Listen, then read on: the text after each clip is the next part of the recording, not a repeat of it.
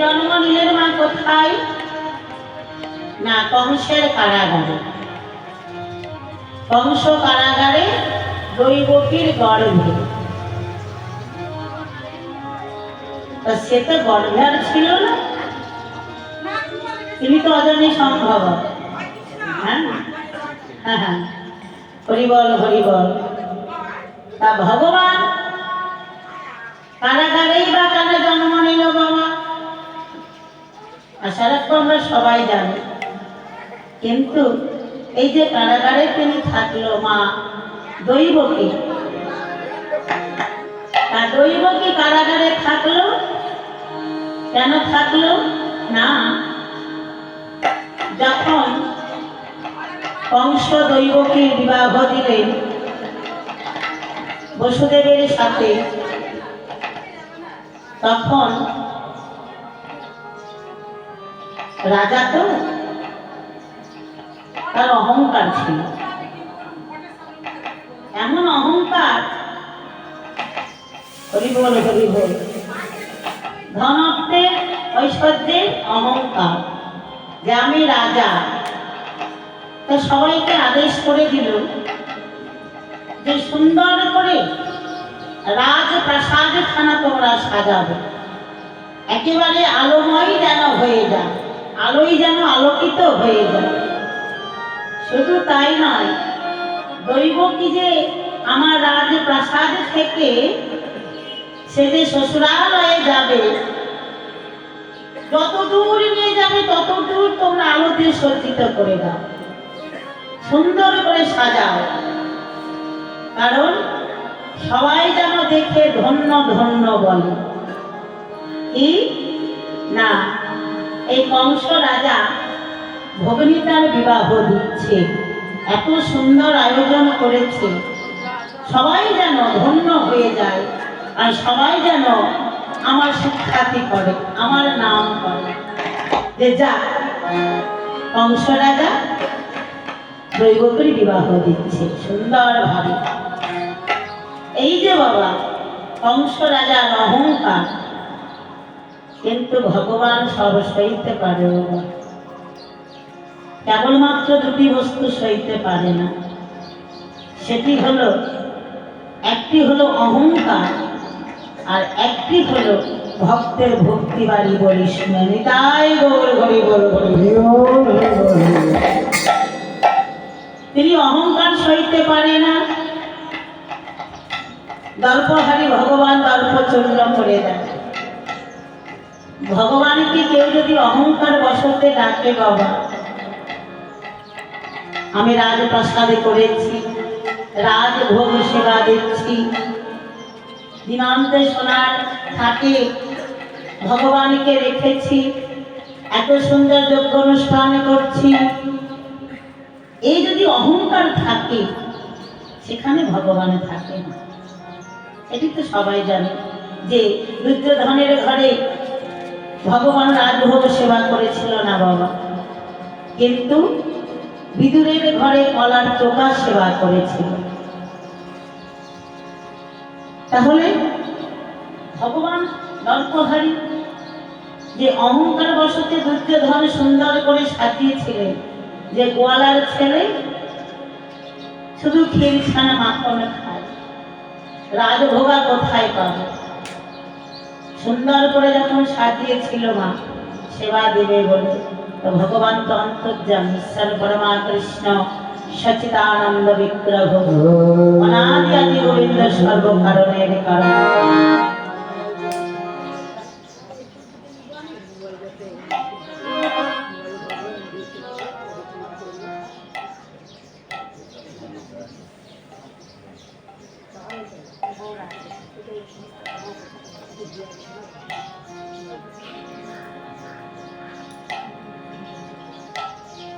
সেখানে ভগবান না গিয়ে গেল কোথায়? বিদুরের ঘরে।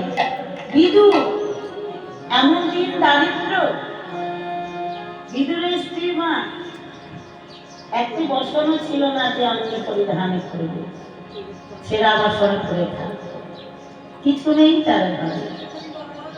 ভগবান গিয়ে যেমন দুই হাত পেতে বলেন, মা গো আমার বড় ক্ষুধা পেয়েছে, মা তুমি সেবা দাও।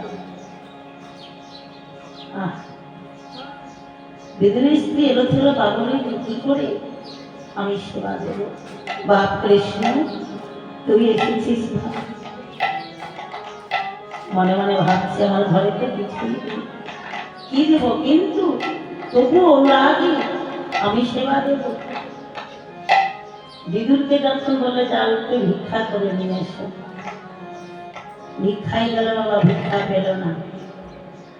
কেন পেল না তা জানো? ভগবান ভক্তকে পরীক্ষা করে। দেখবি এটি বাস্তব, এটি সত্য কথা বাবা। ভগবানকে যারা ভালোবাসে না তাদের দেখবি অনেক দুঃখ কষ্ট জ্বালা যন্ত্রণা বিপদ আপদ তাদের থাকবে। কেন না? সোনাকে পরীক্ষা করে কষ্টি পাথরে দিয়ে, আর ভগবান ভক্তকে পরীক্ষা করে দুঃখ জ্বালা কষ্ট যন্ত্রণা দিয়ে। তাই বল হরি বল হরি। মাগো এই সকল কিছু অতিক্রম করে দুজনে দেখতে পারে আমার যা কিছু হয়ে যায়, কিন্তু ভগবানকে ভুলব না। আর যদি আমরা ভাবি ঠাকুর তোমাকে ভালোবাসি আর তুমি আমাকে এত বড় দুঃখ দিলে, যাও তোমার নামে গুণগান আর কিচ্ছু করো, সেটি হবে আমাদের অপরাধ, এটি হবে আমাদের ভুল। মা যার জন্য ভগবান বললেন, যে করে আমার আস তারে করি সর্বনাশ, যে ছাড়ে না আমার পাশ তারে করি দাসের অনুদাস। যা কিছু আমার হয়ে যাক, কিন্তু হে দয়াল, হে প্রভু, দৃষ্টি যেন তোমার উপরে থাকে। আমার এই লক্ষ্যটি যেন ভ্রষ্ট হয়ে না যায়, এই লক্ষ্যটি যেন থাকে। এই কি কারণ? হে দয়াল, তোমার চরণে কৃপা লাভ যেন করতে পারি, আর কিছু চাই না। অহংকার যখন কংস রাজা এলো, যথারীতি দৈবকের বিবাহ দিয়ে যখন আনন্দে আত্মহারা হয়ে বললে দৈবকীকে রথে করে নিয়ে যাবে, তা কংস রাজা বললে সে রথটি আমি নিজেই চালাবো, আমি সেই রথকে চালিয়ে আমি দৈবকীকে রেখে আসবো। যেই না মাত্র রথে চড়ে বসেছে, এমন সময় রাজ্যের কিছু দূর গেছে, বার হয়নি, কিছু দূর যেতে না যেতে দৈববাণী হয়ে বললেন, ওরে কংস, তুই যে এত আনন্দ করে তোর ভগ্নীকে বিদায় করছিস, তবে জেনে রাখ তোর ভগ্নীর গর্ভে যে সন্তান জন্ম নেবে সেটি হবে তোর মৃত্যুর কারণ। তাই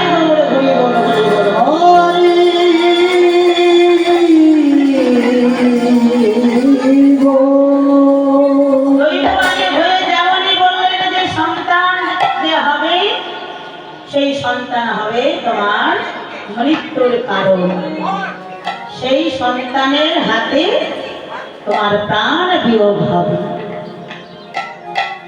কংস শোনার সঙ্গে সঙ্গে বলে, থামাও এই রথ, তোমরা থামাও, এই রথ আর যাবে না। রথটিকে দাঁড় করিয়ে দিয়ে বাবা সঙ্গে সঙ্গে প্রদানিত হয়ে দুষ্ট কংস নেমে গেলে সেই রথ থেকে। নেমে গিয়ে সকলকে আদেশ করলেন, যাও এই দৈবকীর গর্ভের সন্তান যদি আমার মৃত্যুর কারণ হয়, তাহলে তাদেরকে মেরে ফেলে দাও, তাদের হত্যা করো। আদেশ করলে দৈবকী আর বসুদেব কি করলেন? আছাড় খেয়ে পড়ে গেল কংসের চরণ। আছাড় খেয়ে বললেন, দাদা তুমি তো আমার পিতার সমতুল্য, কারণ যে বড় থাকে সে তো পিতার সমতুল্য। তুমি আমাকে প্রাণে মেরো না দাদা, আমাকে বেঁচে থাকতে দাও। তুমি আমাকে প্রাণে মেরে ফেলো না। তাহলে উপায় বলে, দাদা গো তুমি আমাকে বন্দি করে রাখো তবুও ভালো, কিন্তু তুমি আমাকে মেরে ফেলো। যথারীতি কংস তখন কি করলে, লোহার শৃঙ্খলে বেঁধে কারাগারে বন্দি করে রাখল। কারাগারে যে বন্দি করে রাখলো বাবা, বন্দি করে রেখে দিয়ে সবাইকে আদেশ করে বললে, শোনো, এই যে কারাগারের সম্মুখে থাকবে আর দৈবকীর গর্ভে যে সন্তান হবে সেই সন্তানটি আমার হাতে তুলে দেবে। যথারীতি দৈবকীর গর্ভে বাবা সন্তান যখন হয়, তারা কি করে, কংসকে এনে দেয়, আর কংস আছাড় খেয়ে মেরে ফেলে। আছাড় দিয়ে যখন মেরে ফেলে, এক এক করতে 7টি সন্তান মারা গেল। তাই গৌর হরি বল, হরি বল। এইবার অষ্টম গর্ভের যে সন্তান, সেটি আমার ভগবান। ঘোর রজনীতে, ঘোর রজনীতে কি হলো মা, অন্ধকার নেমে এলো, আর সেই সময়ে দৈবকীর কিন্তু নিদ্রা এসেছিল। তার নিদ্রা যখন এসেছিল দৈবকী, এইবার কি করলেন, এইদিকে মা যশোদা সেও ঘুমিয়েছিল। সেও যখন ঘুমিয়েছিল মা যশোদা, এইবার ভগবানের গেলাম যোগমায়া যোগেশ্বরী, সে কন্যা রূপে আমার মা যশোদার কাছে ছিল। তা ভগবান গোপাল কৃষ্ণ যখন ওই দৈবকী নিদ্রায় ছিল, আর যখন আবির্ভাব হলে, তখন দৈববাণী হয়ে বললে, তাকে পিতাকে, পিতা বসুদেবকে বললেন, পিতা এই যে বংশ কারাগারে জন্ম নিল ভগবান, তাকে তুমি অতি শীঘ্রই ওই নন্দালয়ে রেখে এসো। রাত্রিবেলা ঘোর রজনী, ভগবানের অলৌকিক লীলা। যোগমায়া যোগেশ্বরী কি করলেন, মায়ায় নিদ্রায় নিদ্রিত সকলকে করে দিল বাবা। কারণ ভগবানকে নিয়ে যাবে তো, যদি কেউ দেখে নাই তাহলে তো আরো বিপদ হবে। মায়া নিদ্রায় নিদ্রিত করে দিলে, আর দেখা গেল তুমুল ঝড় বৃষ্টি শুরু হলো। তুমুল ঝড় বৃষ্টি শুরু হলো, আর এইদিকে পিতা বসুদেব তিনি কি করলেন, নবজাত শিশুকে কোলে নিয়ে সেই কংস কারাগার থেকে ধীরে ধীরে বার হলেন। ছোট্ট একখানা ঝুড়িতে নিলেন, ছোট্ট একখানা ঝুড়িতে নিয়ে বক্ষে নিয়ে চলেছে। এইবার যেতে যেতে যেতে যেতে সম্মুখে পড়ে গেল যমুনা। পিতা বসুদেব ভাবছে, এই যমুনা আমি কি করে পার হয়ে যাব। যোগমায়া যোগেশ্বরী মনে মনে ভাবলেন যে এই সময় যদি আমি না যাই, তাহলে কৃষ্ণ ভগবান তো যেতে আর পারবেন। যোগমায়া যোগেশ্বরী কি করলেন, একটি শৃগাল রূপ ধারণ করলেন। শৃগাল রূপ ধারণ করে ওই যমুনার জল ঠাপ ঠুপ করে পার হয়ে চলে গেল। পিতা বসুদেব ভাবলেন যে সামান্য শৃগাল যদি চলে যেতে পারে, আমি কেন পারব না। যথারীতি ধীরে ধীরে গোপালকে বক্ষে নিয়ে বসুদেব জলে নামলেন। জলে যেমনই পা রাখলো বাবা, যমুনার মনে বড় বাসনা জাগে। হে ভগবান, যোগীরা কয়টা যোগ সাধনে কত যুগ যুগ ধরে ধ্যান তপস্যা করে, তোমার চরণের কৃপা তাদের হয় না, আর তুমি আমার বক্ষ দিয়ে চলে যাও, তোমার চরণের কৃপা কি আমার হবে না? যমুনা কি করে বাবা? ওই বসুদেব তুমি আছে কোলে। এইবার ধীরে ধীরে দেখা গেল যেমন জলে নেমেছে, ধীরে ধীরে যেন তরঙ্গ বেড়ে উঠছে। যতই তরঙ্গ বেড়ে ওঠে আর পিতা গোপালকে ততটাই তুলে নেয়, আরো জল বেড়ে যায়, আরো তুলে নিচ্ছে, আরো জল বেড়ে যাচ্ছে, আরো তুলে নিচ্ছে। নিতে নিতে নিতে নিতে যখন মস্তকে নিলেন, মস্তকে যখন নিলে, এইবার যমুনার আশা পূর্ণ কি করে হবে? মস্তকে নিলেই বড় একটি প্রচন্ড ঢেউ তুলে দিল। সেই ঢেউয়ের তরঙ্গে গোপাল জলের মধ্যে, এই না জলের মধ্যে পড়ে গেল গোপাল। আর এইদিকে পিতা বসুদেব খোঁজাখুঁজি করে, গোপাল গোপাল বলে পিতা খোঁজাখুঁজি করে। যমুনা আমার গোপালকে বক্ষে নিলে, বক্ষে নিয়ে যমুনা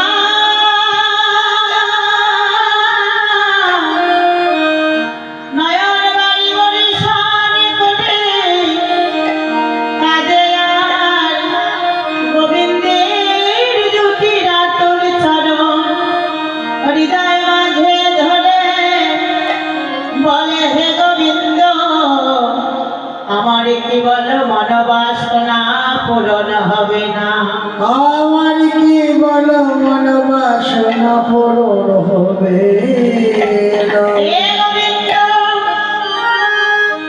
কত যুগে ধরে ধ্যান তপস্যা করে তোমার চরণের কৃপা লাভ হয় না। আজকে যখন আমি তোমায় পেয়েছি, আমি আমার মনোবাসনা পূরণ করে তোমার দুটি রাতুল চরণে সেবা করিব। তোমার দুটি রাতুল চরণে সেবা করিব। ভগবান বললেন, যমুনা তুমি যে আমাকে অমন করে বক্ষে ধরে রেখেছ, কিন্তু চেয়ে দেখো আমার পিতা গোপাল গোপাল বলে কাঁদে। হে যমুনা, কিন্তু বাবা এই যে ভগবান কংসের কারাগারে জন্ম নিয়েছিলেন কৃষ্ণ রূপে নয়, তিনি নিয়েছিলেন নারায়ণ রূপে। যখন কারাগারে আবির্ভাব হলো তখন তার 4টি হাত ছিল, 4টি তার হাত ছিল, সে নারায়ণ রূপে আবির্ভাব হয়েছিল। যমুনার জলে যখন পড়ে গেল, 2টি হাত যমুনার কাছে বাধা রেখে দিল। যমুনার কাছে বাধা রেখে দিয়ে বলেন, যমুনা আমি তোমায় কথা দিলাম, আমি বৃন্দাবনে যখন লীলা করব তখন আমি আমার শ্রীমতী রাধা রানীকে নিয়ে তোমার বক্ষে নৌকা বিলাস করে মনোবাসনা পূর্ণ করব। যুগল হয়ে তার 2টি হাত সে বাধা দিয়ে রেখে দিল, বাধা রেখে দিল। আর 2টি হাত নিয়ে গোপাল আমার পুনরায় ভেসে উঠল। যেমনই ভেসে উঠল বাবা, পিতা নিয়ে গেলে কোথায়? নন্দালয়ে। এইদিকে যশোদা কিন্তু ওই যোগমায়া কি করেছিল, মা কন্যা রূপে যশোদার কাছে ঘুমিয়েছিল। আর এইবার কি করলে? কৃষ্ণকে রেখে দিল, আর ওই সেই কন্যাটিকে নিয়ে পিতা কি করলে? যথারীতি কারাগারে এসে ওই দৈবকীর কাছে রেখে দিল। ওই কন্যাটিকে যখন রেখে দিয়েছে, এইবার কংস কিন্তু জানতে পারল যে আরেকটি সন্তান জন্ম দিয়েছে, দৈবকী আরেকটি সন্তান জন্ম দিয়েছে। এইবার দুষ্টু কংস জেনে বলে নিয়ে এসো তাকে। তা পুনরায় যখন সেই কন্যাটিকে আবার এনে কংসের হাতে দিল। কংস সেই কন্যাটিকে নিয়ে যেমনই আছাড় দিয়ে মারতে যাবে বাবা, এই আছাড় যেমনই দিতে যাবে অমনি যেন উড়ে গেল। যেমনই যেন হাত থেকে ছুটে গেল। ছুটে গিয়ে দৈববাণী হয়ে বললেন, ওরে দুষ্টু কংস, তুই আমায় মারবি, তবে শোনে না, তোর রক্ষে নেই। তোমারে বধিবে যে গোকুলে বাড়িছে সে, তাই গোবর বলে বলো। কংস কারাগারে জন্ম নিয়ে তুমি প্রত্যেককে হত্যা করলে না, কিন্তু তোমার রক্ষা হবে না, তুমি আর মৃত্যু হবে। তোমায় যে বধিবে যে গোকুলে বাড়িছে সে। দৈববাণী হলো। হ্যাঁ, এইবার ভগবান সেইভাবে জন্ম নিয়েছিলেন। তবে বাবা, এই যে ভগবান আবির্ভাব হলো সে কংস কারাগারে দৈবকীর কাছে, তা দৈবকী হলো মা। তাহলে দৈবকী মা, তা গোপাল কেন তাকে মা বলে ডাকলো না? কেন তার স্থান পান করলো না? একটি মা সন্তানকে কত কষ্ট করে লাভ করে, সেই সন্তান যদি হারিয়ে যায় বা কোথাও থাকে, এক কথায় যদি সেই সন্তান মা কাছ থেকে, ওই মায়ের কাছ থেকে যদি দূরে থাকে, তাহলে মায়ের কত কষ্ট হয়।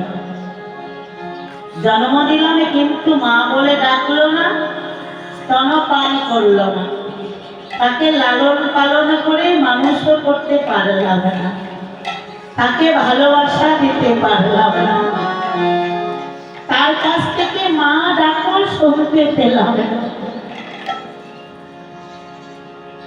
এই যে মা ডাক কত মমতাময়ী ডাক, এই মা ডাকের মধ্যে কত ভালোবাসা আছে না মা?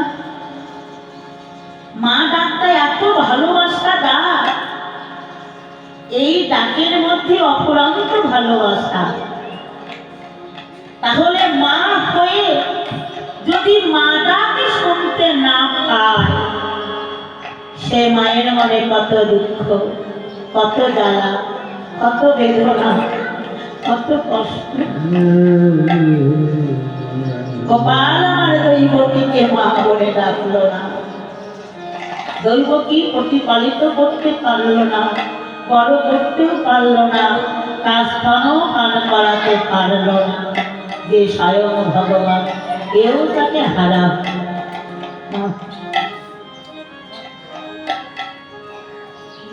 দৈবকী পেয়েও তাকে হারা হলো। তাহলে কেন না? ভগবান বলেছিল বাবা, কোন কালে, কোন যুগে না? ত্রেতা যুগে। ত্রেতা যুগে বলেছিলেন দৈবকী ছিল কইকেয়ী। যখন প্রভু রামচন্দ্রকে বনবাসে যায়, তা প্রভু রামচন্দ্র বনবাসে যাওয়ার কারণ হলো দৈবকীর জন্য, কইকেয়ীর জন্য।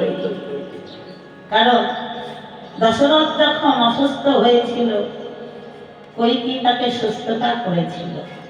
তখন দশরথ আনন্দে বলেছিল, বলো কইকেয়ী তুমি কি চাও? তুমি যা চাইবে আমি তোমাকে তাই দেব।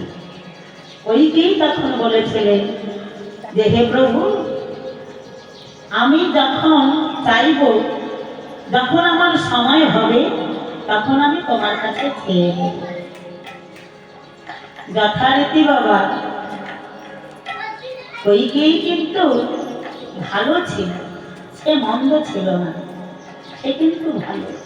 কারণ রামচন্দ্রকে সে জন্ম না দিতে পারে। রামচন্দ্র হলেন কৌশল্যা, কইকেয়ী সুমিত্রা, ভরত হল কইকেয়ী। তো কিন্তু তার সন্তানকে এত ভালোবাসত, রামচন্দ্রকে এত ভালোবাসত, তাদের মাঝে কোনো ভেদ ছিল না। কিন্তু মাগো এই যে সংসারও আমাদের থাকে।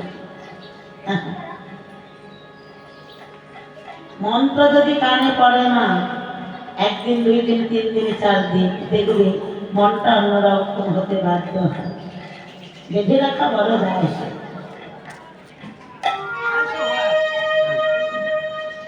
মন্থরা প্রবলে করে মন্থরা এখন তাকে কূটনীতি বুদ্ধি দিলেন। কারণ দশরথ যখন বললেন যে আমি আমার রামচন্দ্রকে রাজ সিংহাসনে বসাবো, রাজ মুকুট করাবো, সে হবে রাজ্যের রাজা। কিন্তু মাগো মন্থরা তখন কইকেয়ীকে কূটনীতি বুদ্ধি দিলেন যে তোর সন্তান ভরত থাকতে আর রাম হবে রাজা, তুই বসে আছিস? হ্যাঁ, তুই চুপচাপ বসে আছিস কেন? তোর ভরত হতে পারে না? তোর ভরত ছেলে রাজা হবে, তুই রাজার মা হবি, এমন আনন্দ, আর তুই নাকি চুপচাপ বসে আছিস।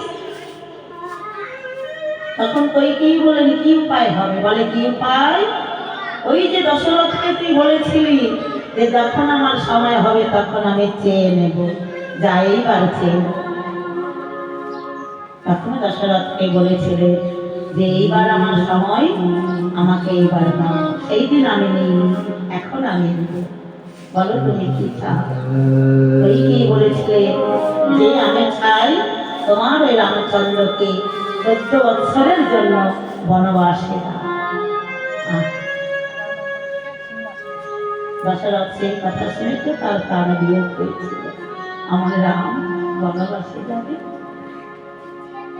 আমার রাম বনবাসে যাবে, এটি আমি সইতে পারব?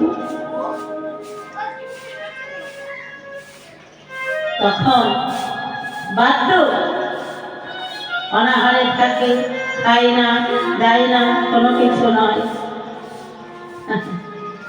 ভরত সেই সময় ছিল না, ভরতটা ছিল মামার বাড়িতে।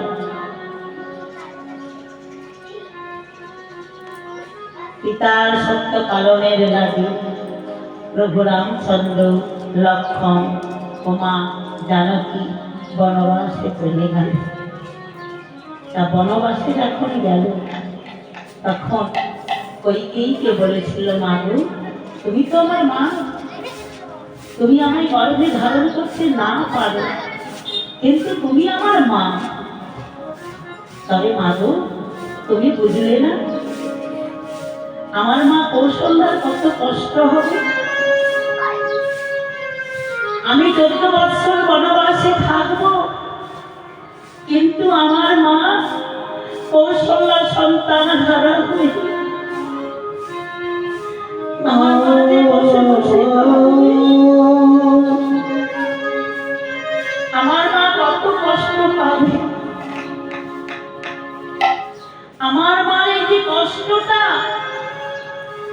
তুমি যখন বুঝতে পারলে না, আমার মায়ের কত বুকের মধ্যে দুঃখ জ্বালা, সন্তান রাজা হয়ে বনবাস, মা কত কষ্ট পাবে। তবে এই কষ্ট আমি তোমায় দেব। প্রভু রামচন্দ্র সেই দিন বলেছিল কইকেয়ীকে, মাগো আমি এই কষ্ট তোমাকে দেব, আমার মায়ের কত দুঃখ জ্বালা কষ্ট তুমি তো বুঝলে না, কত যে দুঃখ, আমি এই দুঃখটা তোমায় দেব। কোনদিন? যেই দিন আমি দাপরে গিয়ে কৃষ্ণ অবতার হব, তুমি হবে দৈবকী। কংস কারাগারে তুমি আমায় জন্ম দেবে, কিন্তু তোমার কাছে আমি প্রতিপালিত হব না, তোমার মা বলে ডাকবো না, তোমার স্থান পান করবো না। সেই দিনই তুমি বুঝবে মায়ের কাছ থেকে সন্তানে দূরে চলে গেলে, দূরে থাকলে যে মায়ের কত দুঃখ জ্বালা কষ্ট, সেই দিনই তুমি বুঝবে।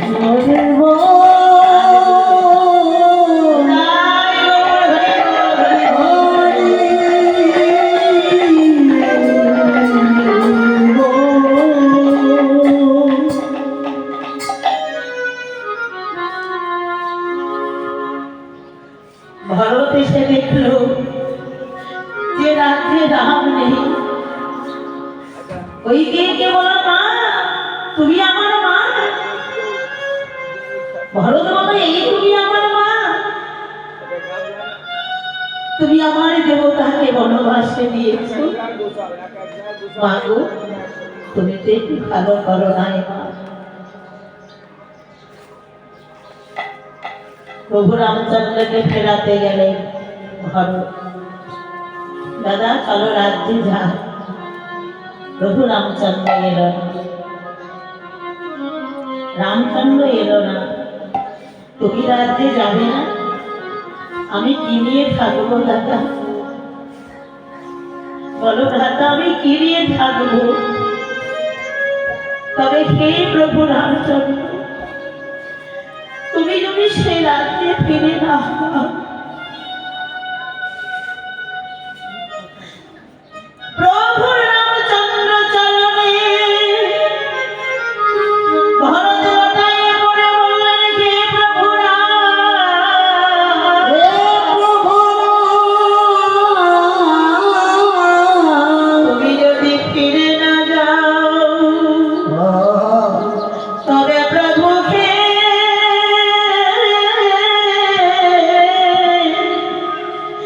তোমার কাছে আমার এই নিবেদন।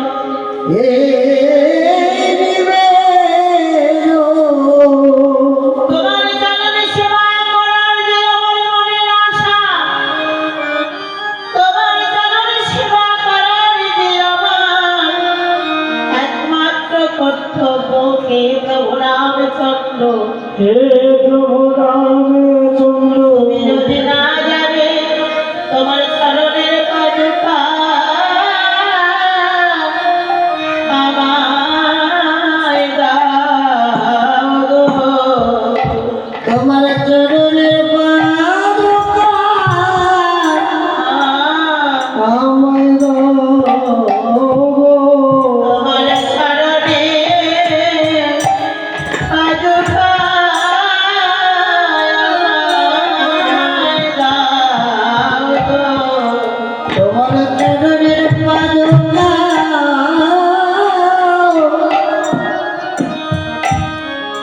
আমায় দাও গো।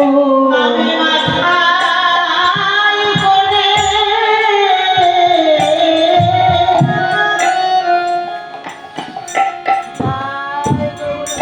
আমি বসে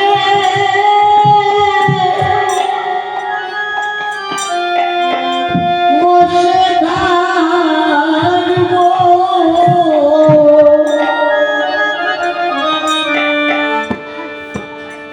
তুমি চরণের পাদুকা আমায় দাও গো।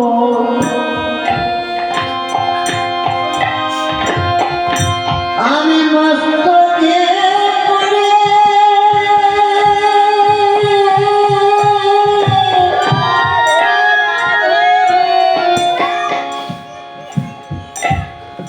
আমি বসে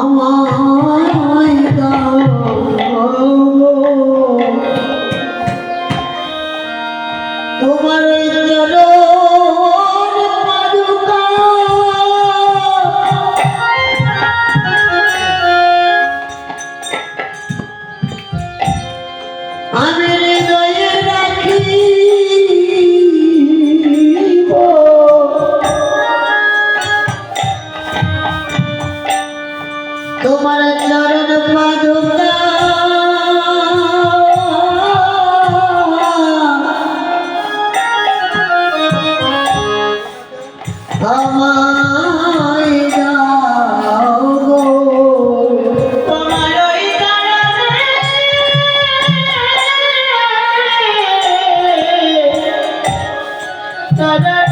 পাদুকা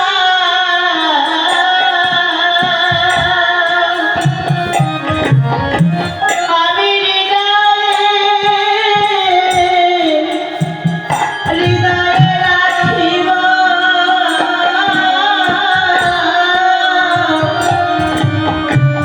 তুমি দাও দাও চরণে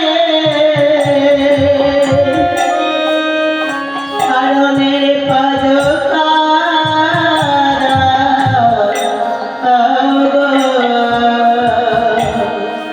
তোমার কৃপা করে হরিব হরিব হরিব তুমি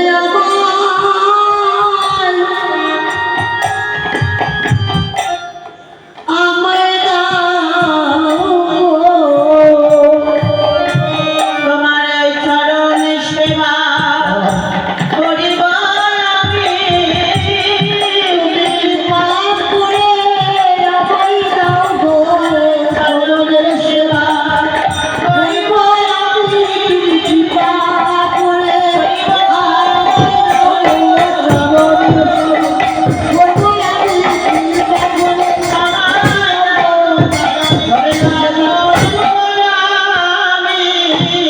তোমার চরণ পাদুকা আমায় দাও গো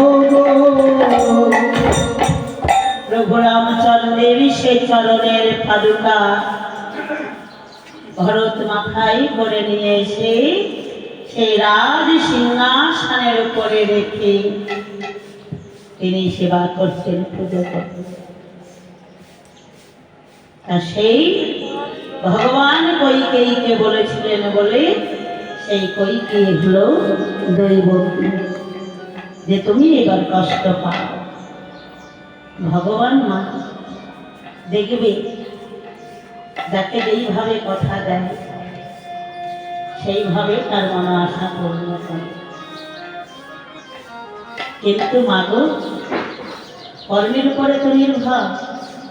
কৈকেয়ী যদি সেই কর্মকে না করত তাহলে আজকে পুত্র খারাপ হতে হতো না।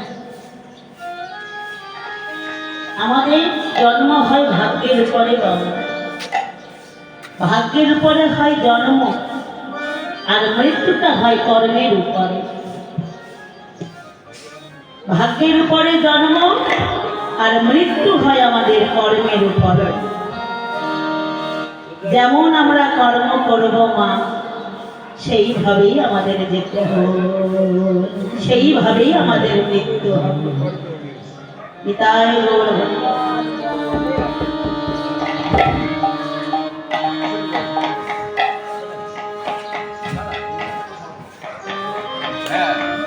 কারণ যেইভাবে যে কর্ম করব সেইভাবে আমাদের হবে মৃত্যু।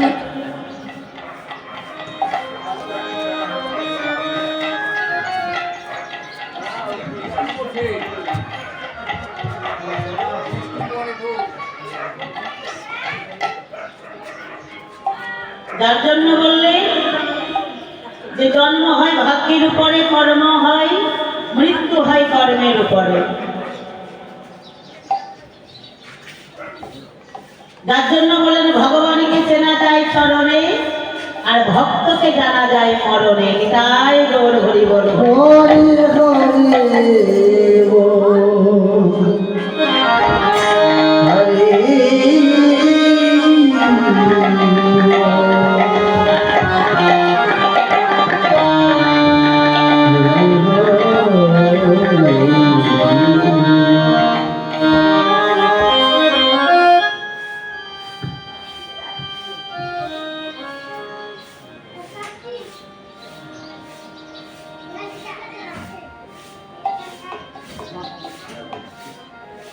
তাই এইবার কি করলেন আমার ভগবান? কোন সময় কোন দলে জন্ম,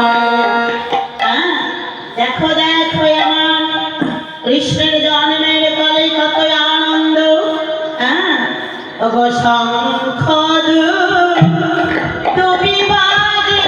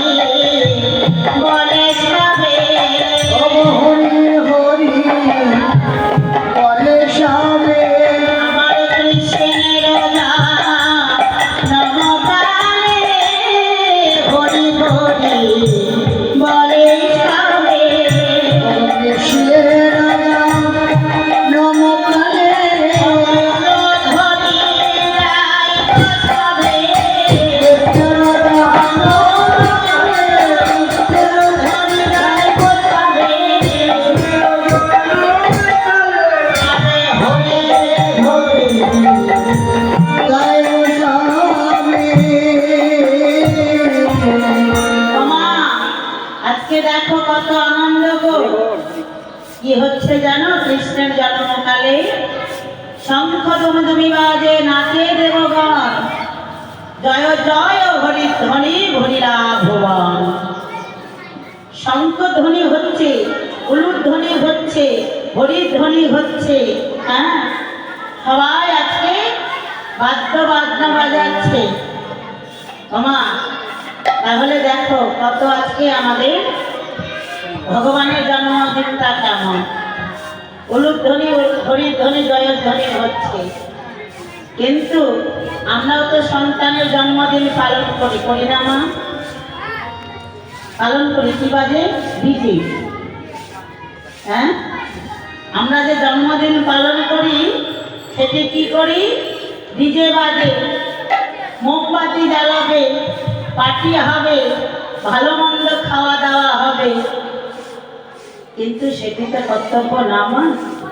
এই যে জন্মদিনে যদি একটি গোপালের ভোগ দাও, তাহলে গোপালের ভোগ দিতে গেলে বৈষ্ণব আসবে আমার দ্বারে। সেই ভোগ যদি, প্রসাদ যদি খায়, তাহলে সবাই ধন্য হয়ে যায়। আর বৈষ্ণবগণ যখন আসে তখন কিন্তু তারা আশীর্বাদ দেয় না। কি আশীর্বাদ দেয়? হরিভক্তি করায় না হয়। হ্যাঁ, কিন্তু আমরা তো সেই জন্মদিনে সেটি পালন করি না মা গো। হইহুল্লোড় হবে, কেক কাটা হবে, আত্মীয় স্বজন আসবে, ডিজে বাজবে। কিন্তু এটি ভুল না। সন্তানের জন্মদিনের কালে দেখবে একটু ঠাকুরের ভোগ দেবে, সেই প্রসাদ কি সন্তানকে দেবে। প্রসাদে পেলে কারো হৃদয়ের মধ্যে ভক্তির উদয় হবে। ভক্তরা যখন আসবে তারাও আশীর্বাদ করবে, দেখবে সে হরি ভজনের পথে অগ্রসর হবে। হ্যাঁ, কিন্তু আজকে দেখো আমার কৃষ্ণ জন্মকালে শঙ্খ ধ্বনি হচ্ছে, উলুর ধ্বনি হচ্ছে, হরির ধ্বনি হচ্ছে, জয় ধ্বনি হচ্ছে। হ্যাঁ, তাহলে কোন সময়, কোন তিথি? ভাদ্র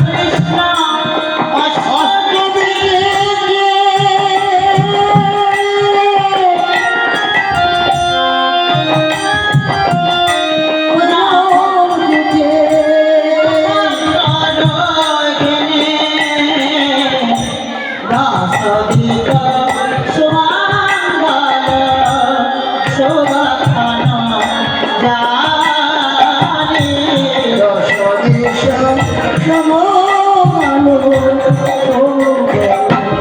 জানি না। বাসদেব সুমঙ্গল শুভফল জানে। ওমা, ভগবান জন্ম নিলেন কোন মাসে কোন তিথিতে? হ্যাঁ, কোন মাসে জন্ম হয় গো কৃষ্ণের? কোন মাসে হয়? কৃষ্ণাষ্টমী পালন করো না, জন্মাষ্টমী পালন করো না? তা কোন মাসে হয়? ভাদ্র মাসে। হ্যাঁ, যার জন্য এই যে পদের ভাষায় বললে ভাদ্র কৃষ্ণ অষ্টমী তিথি, মানে তিথিটা কি ছিল কেমন মা? একটি হচ্ছে কৃষ্ণপক্ষ, একটি হচ্ছে শুক্লা পক্ষ। তা ভগবান জন্ম নিয়েছিলেন কোন পক্ষে? কৃষ্ণ পক্ষে। হ্যাঁ, যার জন্য বললে ভাদ্র কৃষ্ণ অষ্টমী তিথি, নক্ষত্র রোহিণী দশদিক সুমঙ্গল শুভক্ষণ জানি। হ্যাঁ, যে ভগবান জন্ম নিয়েছে তাহলে অমঙ্গল থাকতে পারে? অমঙ্গল দূরে গিয়ে সবার মঙ্গলের উদয় হয়েছে। দশদিক সুমঙ্গল শুভক্ষণ জানে। হ্যাঁ, সেই সময় জেনে কি হলো জানো? জনমেলা জনমেলা ব্রজপুরে ব্রজেন্দ্র নাম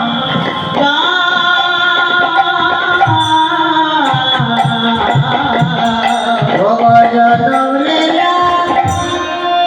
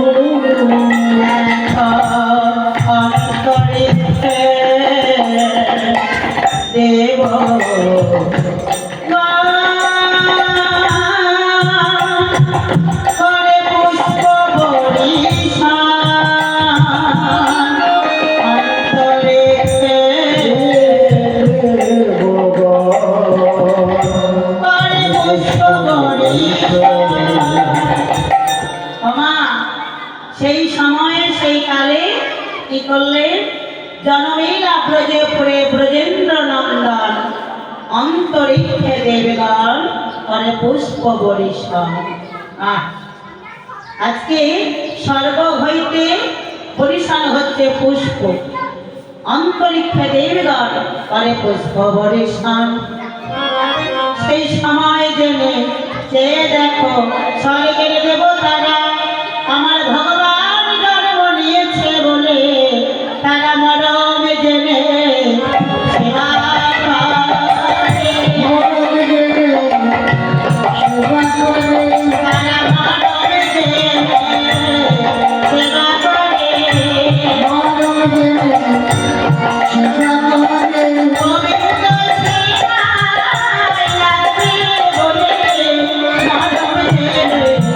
সেবা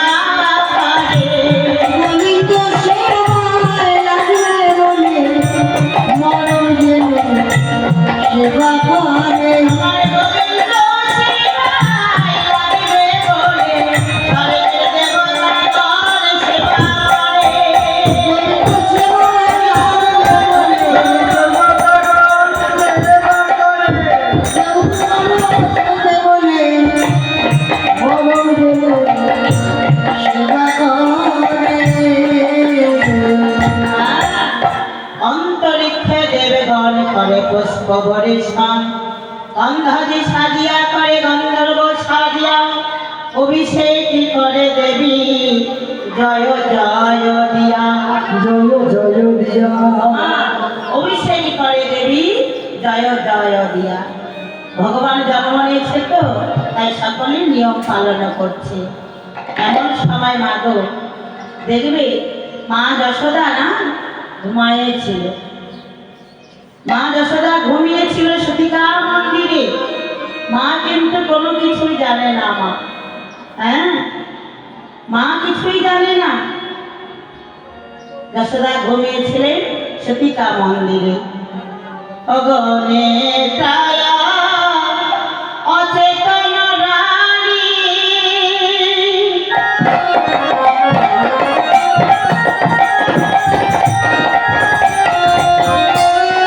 কিছু নাকি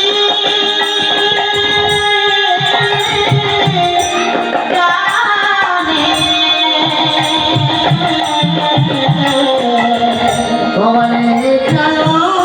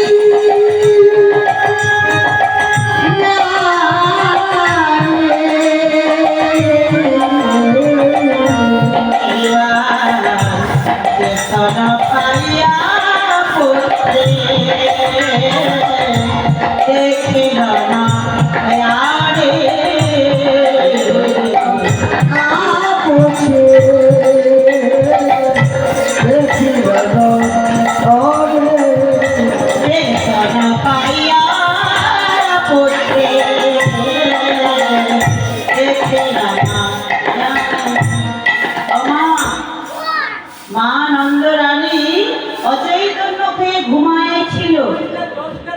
অচৈতন্য হয়ে যেমনই ঘুমিয়েছিল না মা, অকস্মাৎ যেমনই ঘুম তার ভেঙে গেল। আর ঘুম ভাঙার সঙ্গে সঙ্গে চেতনা পাইয়া পুত্রে দেখিল নয়ন। দেখার সঙ্গে সঙ্গে মা চমকিত হয়ে উঠলে, একি কে? হ্যাঁ, মা ওই গোপালকে দেখে ভাবতে পারছে না গো, এই কি আমার সন্তান? মানে এত সুন্দর গোপাল, এত সুন্দর তার রূপ, এত সুন্দর তার বদন, এত সুন্দর দেখতে, সেটি কি আমার ছেলে হতে পারে? আমার ছেলে নয়। হ্যাঁ, দেখে চমকিত হয়ে উঠলে।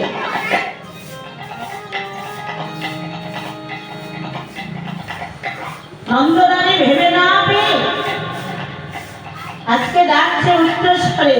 তিনি ভাবতে পারছেন না, ভাবতে না পেরে উচ্চস্বরে ডাকছে, ব্রজরাজ, ও ব্রজরাজ, ব্রজরাজ, তুমি এইদিকে এসো। এই দেখো, আমি তো কোনো কিছুই বুঝতে পারছি না, এটি কি আমার সন্তান? একটিবার চেয়ে দেখো না, এসে দেখো দেখো। রানী তখন আমার নয়ন হাসে কাঁদে আর উচ্চস্বরে নন্দরান ডাকছে, ব্রজরাজ বলে রানী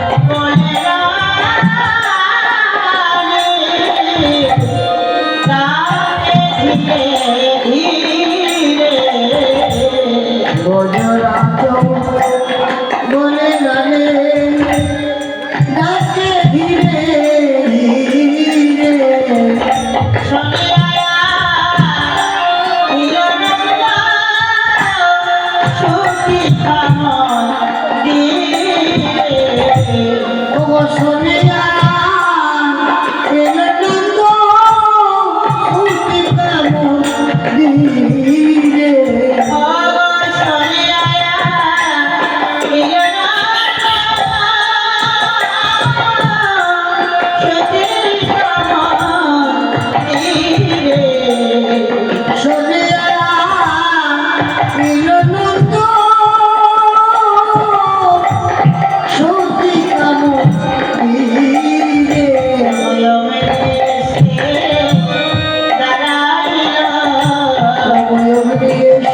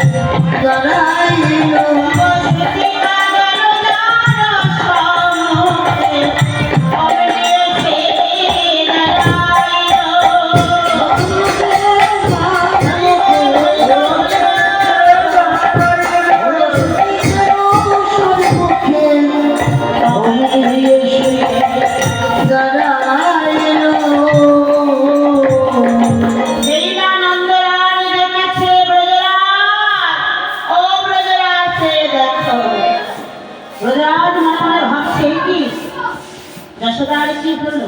হ্যাঁ, যশোদা অমন করে উচ্চ স্বরে আমাকে ডাকছে কেন? ব্রজরাজ ব্রজরাজ বলে কেন ডাকছে? তার কি কোনো বিপদ হয়েছে? নন্দরাজ মনে মনে ভাবছে, হ্যাঁ, সুতিকার ঘরে কি কোনো কিছু তার বিপদ হয়েছে? নইলে সে অমন করে আমায় চিৎকার করে ডাকবে কেন? নন্দরাজা সেই যশোদার ডাক শুনে ধীরে ধীরে এসে দাঁড়ালেন কোথায়? শুনিয়া আইল নন্দ সতীকা মন্দির। সতীকার মন্দিরের ভেতরে ছিলেন আমার নন্দরানী, হ্যাঁ, আর বাইরে থেকে উঁকি মেরে বেঁধেছে গোপাল আছে তো সেই থাকে, হ্যাঁ। নন্দরাজা তখন ওই উঁকি মেরে দেখছে, দেখে জিজ্ঞাসা করছে, ওগো তোমার কি হয়েছে? হ্যাঁ, তুমি অমন করে আমায় ডাকলে কেন? কি হয়েছে বলো?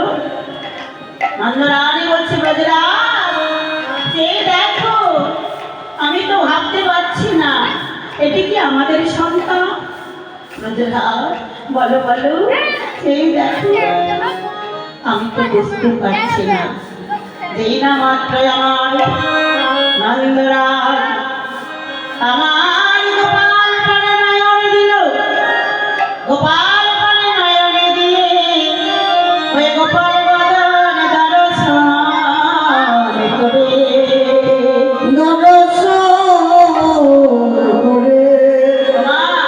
নন্দরাজার কি হলো জানো?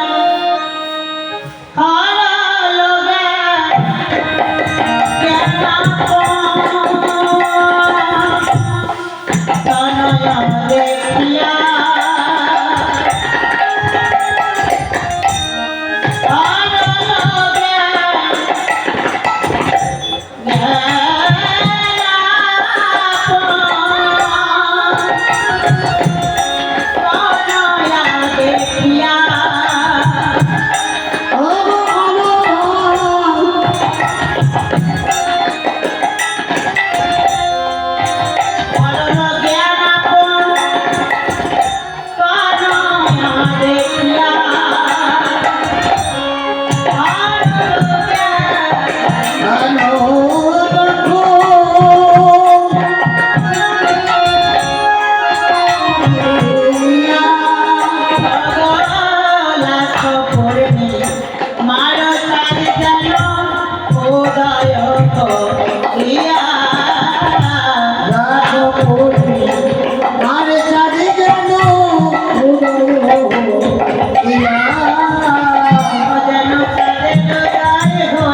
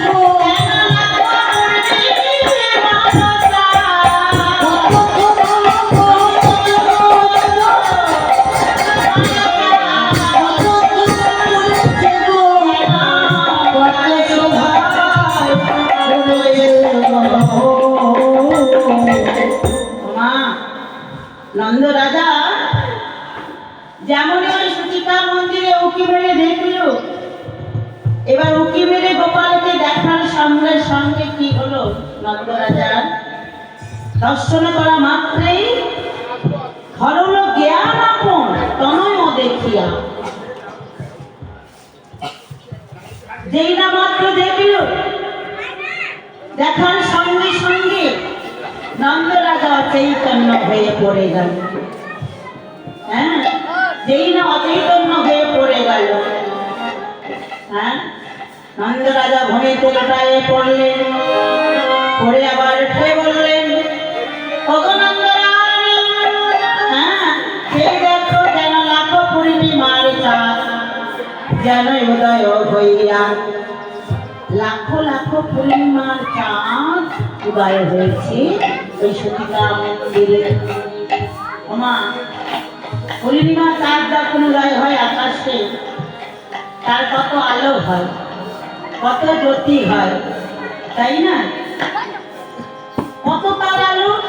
কিন্তু এখানে বললেন কি যে কত লাখো পূর্ণিমার চাঁদ যেন উদয় হইয়া, কত কত লাখো পূর্ণিমার চাঁদ উদয় হয়েছে, এত আলো হয়েছে।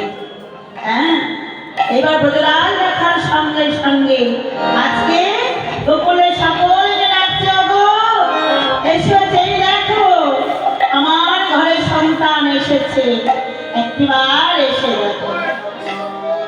ব্রজরাজের কথা শুনে একে একে সবাই ধেয়ে যাচ্ছে গো মা। হ্যাঁ, সকলে ধেয়ে যাচ্ছে নন্দ রাজার মন্দিরে। ওই আমার গোপাল বদলে দেখতে, আমার গোবিন্দ বদলে দেখতে। হ্যাঁ, সকলে ধেয়ে যায়, ধেয়ে যে জমে যাচ্ছে। আর যারা যারা আমার গোবিন্দকে দর্শন করছে, তাদের কি হয় জানো, ও গো দিয়ে যায় সেই আসিতে না পারে, ও গো দিয়ে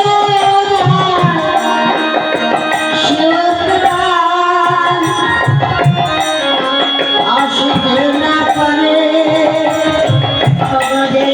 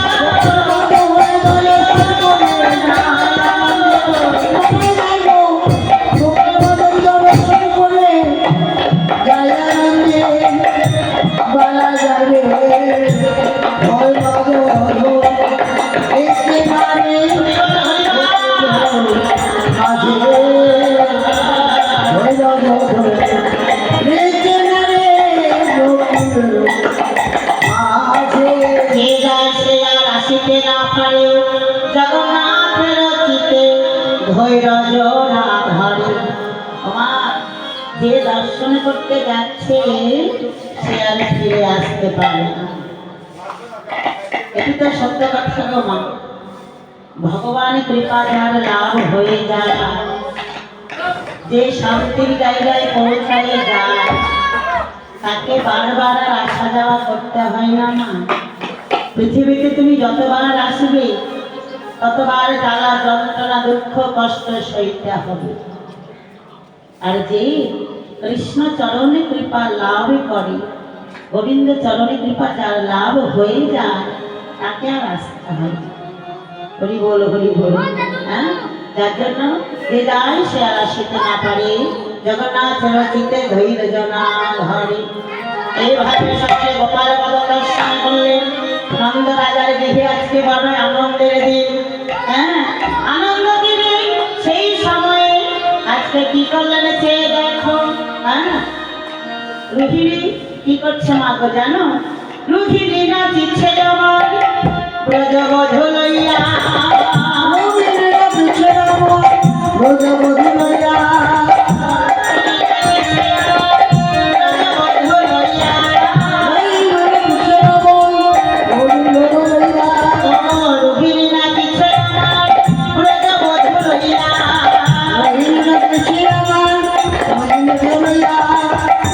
पीछे पीछे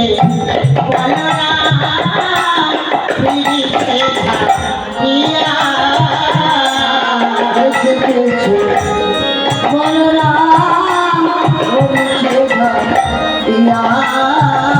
हमारे पीछे पीछे बलराम पीछे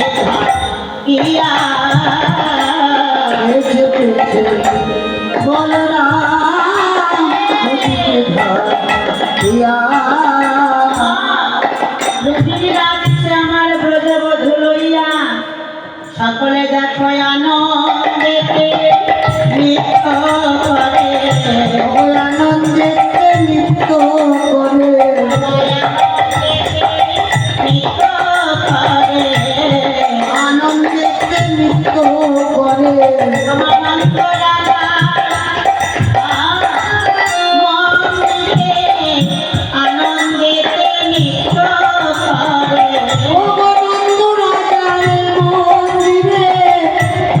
আনন্দেতে নৃত্য করে। আমার নন্দ রাজার গৃহ মাঝে আনন্দেতে নৃত্য করে।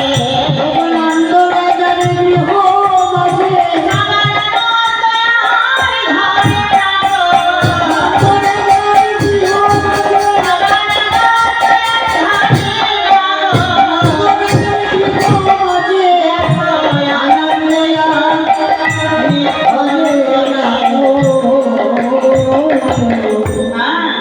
রুহিণী নাচিছে আমার ব্রজবধূ লইয়া।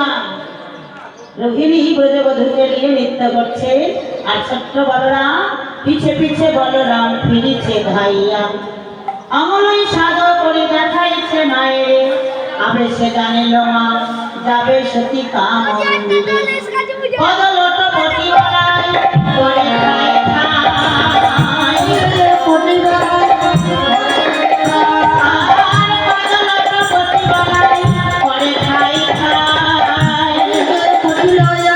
বলে ভাই এবারে ধরনের পিয়া বলে ভাই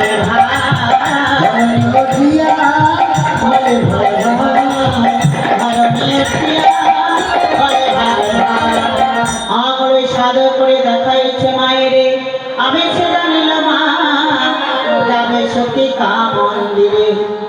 সতীকা মন্দিরে আমার যাইয়া বলাই। হ্যাঁ, এইবার জুনায়নে বাঘে ধারা ভাই পানে চাই। বলরাম সতীকা মন্দিরে গিয়ে ভাই গোপনের পর তোরে সঙ্গে যায় না। এইভাবে আধো আধো বলে কিছু না বুঝিল মাই। হ্যাঁ, সীতা মন্দিরে গিয়ে বলরাম আর আমার কানাই কি করলে গোপালকে আর বলরামকে মিলে আমার দুই ভাইকে দুই কোলে বসালে। দুই ভাইকে দুই কোলে বসায় নিয়ে এইবার মায়ের কোলে গোপাল আর বলরাম আমার দুলিতে লাগিল। ভক্তগণ